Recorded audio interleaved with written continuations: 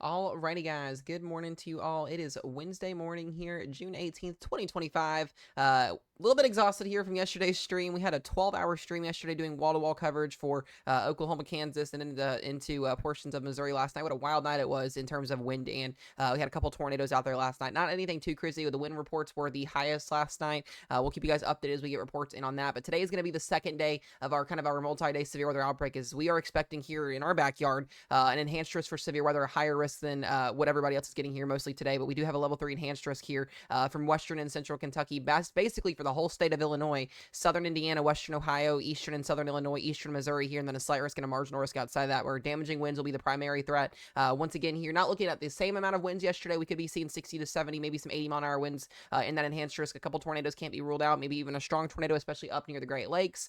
And then we're going to see the threat for hail with it as well. So we're going to break all that down for you guys. I will let you guys know in advance there will not be a live stream today until after our storms come through. So there may not be one at all today depending on what happens. We are in smack dab in the middle of the worst risk zone today as always. And most of you guys know we don't stream because of our kiddos that are here, because we've got to be looking out and be ready to go for things. But these storms will be coming through midday this afternoon, and there'll be a second round of storms tonight. I'll kind of talk about that here in a second here. But you guys need to be weather aware today. Connor will be streaming today, I'm pretty sure, as well at some point. So if he does his coverage, you guys can go over and watch him. His TikTok and YouTube is Connor's Climate Corner. You guys can follow him as well. He'll be able to give you guys the same thing that we basically do here. So kind of bring that up to you guys here. I do want to also mention, guys, we have a very strong hurricane or in the process of developing here back down here into the Pacific Ocean that will be making landfall as potentially a major hurricane, and by tonight or tomorrow morning in southern Mexico here. We could be seeing this storm undergo rapid intensification. The hurricane hunters for the first time this year are actually out on their way to fly into this storm to get recon data. They just left Louisiana about an hour and a half ago, so they will be flying into this storm. We'll be getting some actual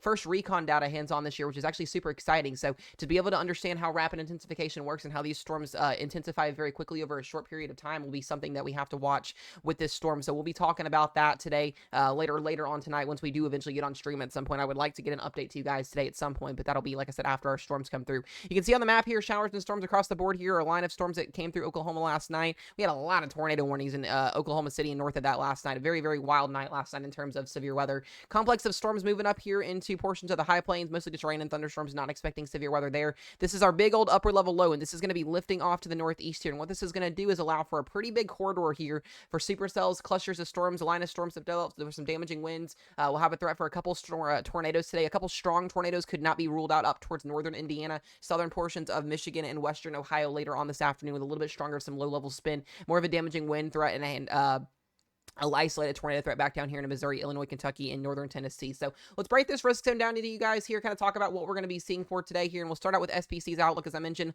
level 3 enhanced risk in the orange from Missouri all the way up to Michigan. Level 2 slight risk from southern Oklahoma into portions of northern Texas here, including the Dallas area. And then this goes up into Arkansas all the way up into Ohio and into Michigan. And then we've got a marginal risk outside of that. A marginal risk up into Baltimore, Maryland, and Washington, D.C., and Philadelphia again. And then a marginal risk up into the high plains again for a new system that will be coming in. Tornado threat today is 2 and 5%. I'm more very, very conditional on the 2% down here into southern Oklahoma and Texas. This may be very, very, very small 2% tornado risk at some point later on this afternoon. There still is a small 2%, though. These storms could get going here later on this afternoon if there is enough forcing and enough shear to allow for that to happen. But mostly going to be a hail and a wind event down here in Oklahoma, northern Texas, Arkansas, maybe even getting into northern Tennessee. Now, outside of that, though, we're still going to have to watch for an isolated tornado threat down into western and central Kentucky, eastern Missouri, getting up into Illinois here. And then even where that 5% tornado risk is at, we could not rule out a couple strong tornadoes somewhere in this area as our low-level jet kicks up this afternoon and allows for cyclogenesis to happen. So southern Michigan, Indiana, western Ohio, yes, you can see tornadoes today, but a couple strong tornadoes will not be or cannot be ruled out for you guys. So just be mindful. We will have tornado watches across this area later on this afternoon.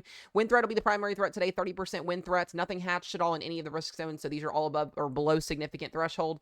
Still significant severe weather regardless, though. 30%, 15%, and 5% for winds up to 70 miles per hour. And then the hail threat at 15 and 5% as well, where we could see hail 1.5 to maybe 2.5 inches in diameter here. So we'll keep you guys updated on that. We get to tomorrow's outlook here as well. We do have another risk for severe weather, a marginal backup here into Montana, another marginal risk back up here into the high plains in the Midwest for a new system coming in, as I mentioned a few minutes ago, and then another marginal and slight risk back up here into the Northeast. I wouldn't be shocked to see a level 3 enhanced risk be introduced later on this afternoon or by tomorrow for damaging winds along the East Coast. It looks to be more of a trend that we've been seeing in the last couple of hours here and since last night here. So be mindful if you're in the East Coast, the Southeast, and the Northeast tomorrow. All modes of severe weather will be possible. Tornado risk a little bit smaller tomorrow, 2% tornado risk to accompany West Virginia, up into eastern Pennsylvania, and back up into Maine and portions of New York State. And then we'll have the main threat being wind at 15 and 5% and hail at 5%. So not as big as today or yesterday, but still significant in terms of its own risk zone going through the Northeast. There are lots of populations up there. And then we get to the day 3 outlook, and I really start to see the severe weather shift significantly. We will not be seeing much of severe weather anymore down in this area. The severe weather threat going into the weekend here and really through next week will be up in the high plains, up in the Midwest. We are going to see our first big summer heat wave, our ridge of the year that's going to allow for most of the Southeast, most of the eastern and central United States to be very quiet, very dry, but very humid and very hot. We're going to see our first excessive heat watches and warnings more than likely get issued for a good portion of the eastern half of the United States going into early next week, where heat indexes could exceed 100 to 110 degrees. So it's going to be very hot out there. I will mention going into your risk zone here on your Friday, we do have a marginal that extends from Montana back into Wisconsin here. Level 2 slight risk in for North Dakota, Minnesota, and portions of Wisconsin here, where Minneapolis is included, Duluth, Grand Forks. They do have a hatched region here, and this is mostly going to be for wind or for hail. We'll see more of what this looks like tomorrow in the video when this updates overnight tonight, but just something to kind of be mindful of there. And then going into the day 4 through 8 outlook, we're not seeing any probabilities as of right now, but the Storm Prediction Center has mentioned that there could be a couple days of severe weather going into early to mid next week up in the high plains and up in the Great Lakes. So this will be the area that we watch for pretty much every single day going forward after today and tomorrow. And then everybody else will most likely start to be quieter in terms of the severe weather. There'll be general thunderstorms out there, but most of this is going to be sitting underneath the Death Ridge in terms of the heat context that we're going to be seeing going into the rest of next week and really going into the 4th of July. So here's kind of a breakdown of what we're going to see showers and storms today. As I mentioned, upper level low spinning here in Missouri. This is going to allow for some supercells. The first round of storms is going to initiate very, very early in the day. We could see storms as soon as lunchtime here from Illinois back into Western Kentucky. This is where I expect our first watch to be issued, and they actually went ahead and issued a mesoscale discussion a few minutes ago. So I will be myself included in that here in Western Kentucky. That's why we're not going to be streaming this today. I hope nobody's mad about it, but like I said, we've got to keep ourselves safe and our kids safe. I don't want to be on stream and be, get a tornado on the ground or observed and not be able to get everything taken care of in time. So we'll be on stream as soon as we can be on stream. That'll probably be later on tonight if it is later on tonight. If not, we may not have a stream today. Like I said, it just depends on what happens with our weather today. But regardless of that here, showers and thunderstorm supercells firing off late by lunchtime here or early lunchtime today. Any of these could be embedded tornadoes, could be a damaging wind component, could have a large hail component to them. That's the first round. As these storms move up into Indiana, this is where we've really got to watch for more of a higher damaging wind threat, but also a strong tornado risk. I think this is going to be the corridor to watch right up in here for a couple EF2 plus tornadoes potentially if the storms can stay discrete or semi-discrete. We'll get another round of cells back here into Western Kentucky, Southern Indiana between about 3 o'clock and 5 o'clock this afternoon. And then it looks to me we're going to get some wraparound thunderstorm development around the low once this moves through later on this evening into tonight here. We could see a couple showers and thunderstorms, mostly going to be in form of just general thunderstorms, some rain here, but there could be an isolated hail component to some of these storms later on after midnight tonight. But most of this will be moving through very quickly. Most people are going to be getting these storms. These storms are going to be moving about 60 to 70 miles per hour today, so it's going to be a very quick moving system, unlike yesterday. And then getting into tomorrow, we will see, some chance of some low and severe weather down here into the southeast.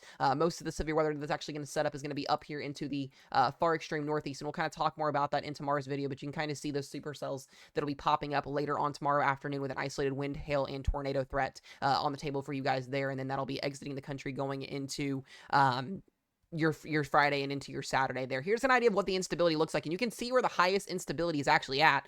Literally in our backyard, Western Kentucky, Southern Illinois, and Eastern Missouri here. This will lift off to the north as our warm front lifts, as instability or as daytime heating commences here. We'll see instability values climb to about 3,000, 3,500 in some areas here. We'll get a little bit of a resurgence of some instability later on this afternoon, potentially for a second wave of storms down along the Ohio River Valley after 5 to 6 p.m. And then after that, things become a little bit lesser in terms of severe weather through the overnight hours. Like I said, this is not going to look like yesterday at all. I think yesterday was our worst event for the week in terms of significant severe weather. There will be, like I said, be an all hazards event here. And you can also see the 850 millibar jet stream here. This is our low-level jet. You can see where our strongest southwesterly winds are. Those will be moving with that low, and where those brighter colors are at here, this is where we'll have the better shot at seeing tornado genesis. So Western Kentucky, Southern and Central Illinois, getting into Indiana later on this afternoon between noon and 3 p.m. will be that window, and then that will lift off to the northeast. And right around peak time frame here where our storms are initiating at along that low, getting up into northern Indiana, Fort Wayne, southern Michigan, Flint, getting up closer to Detroit here, getting into western Ohio here. We've got to be watching for for the threat for a couple of tornadoes and a couple strong tornadoes, kind of where that jet streak is kind of maximized at there. So there still will be a threat for some isolated tornadoes, but your winds kind of go more to the west to the east than where they were southwest here. So this kind of allows for a bit more of a damaging wind threat for the second round of storms that comes through down along the Ohio River. We're going to have to be watching outflow boundaries again today that kind of help with tornado genesis, or, kind of help with not seeing tornadoes. So we'll kind of see how that unfolds later on this afternoon. And then that low pressure system clears out and we're done for a long period of time. So one more thing I do want to mention to you guys, here is the Hurricane Hunter. This is really, really exciting news, not in terms of hurricane season, but this is our first air recon mission of the year. The Hurricane Hunters are flying into Hurricane Eric down in the Pacific Ocean to get recon data. As I mentioned at the beginning of the video, they just left Biloxi, Mississippi a little bit ago. They will be flying into that storm. So that'll be some really interesting data to get in to see if this storm is in fact going under rapid intensification. And it definitely looks like it does. If we go and we look at our satellite imagery here, a very, very healthy Cat 1 hurricane here just off the coast of Mexico. You can start to see that concentration of an eye wall replacement cycle happening, meaning that this storm is undergoing more than likely rapid intensification. We will see a lot stronger of a storm later on this afternoon before this in fact does make landfall in southern Mexico here later on tonight and through tomorrow morning. So heavy rainfall, strong winds, category 1 plus hurricane winds will be expected along those landfalling areas, and then that moisture will actually surge into southern Texas next week and giving us the threat for some heavy rainfall into Texas next week. What I want to talk about is our jet stream, and this is some really exciting news, guys. We are almost done with just this an onslaught of severe weather that we've been seeing. We are about to finally see some very quiet weather going after next week here. So if we can just get through the 23rd, 24th, 25th, 26th here of June here, we will start to see this pattern really change. You won't be seeing me go live a lot. You won't be seeing me doing a lot of weather stuff because there won't be a lot of weather to cover other than heat. But here's our jet stream, still continuing to see this little shortwave dip in our jet stream here. This is the low pressure system that's moving through the Ohio River Valley this afternoon here and through tomorrow. This will move up into the northeast going into tomorrow here. That shortwave trough will move, and then what's going to happen is we're going to have a huge heat dome that is going to start to build starting today down in the southern plains, and this is going to lift off to the northeast here going through Saturday and through Sunday. And what that's going to do is it's going to lift our jet stream up, and this is going to promote severe weather, day-to-day severe weather across the high plains, across the Midwest, going through Friday, Saturday, Sunday, Monday, and then eventually at some point going through mid next week, we're going to get one we're going to get one big trough that's going to move through here. High pressure dominating on the East Coast, not expecting any general severe weather, anything like that. General thunderstorms might accompany this, but a heat dome is locked in on the east, and then we are going to see this trough move up to the north here, allowing for another little chance at some severe weather going into Monday and Tuesday, and then after that, guys, there's not much in sight here. A little bit of some dips and some shortwave troughs here could give us some minor days of severe weather, but what do you see going into the first week of July? Ridging. The West Coast will probably stay a little active in terms of a wet pattern, but we are locked into a summertime ridge looking like it's going into the first week of July. That is probably the most exciting news that I could give you guys in this video, and really in the longest period of time that we've had in here in the last couple of months. So get ready. Summer is coming. The heat is coming here. We just got to get through a couple more days of severe weather for you guys here. I'm going to leave the video with that for today. Like I said, we'll have a live stream if we're able to later on tonight. I will be posting video updates on my phone if I'm able to give you guys updates with our storms later on this afternoon. But other than that, guys, be safe, be weather aware, and we'll see you on the next one.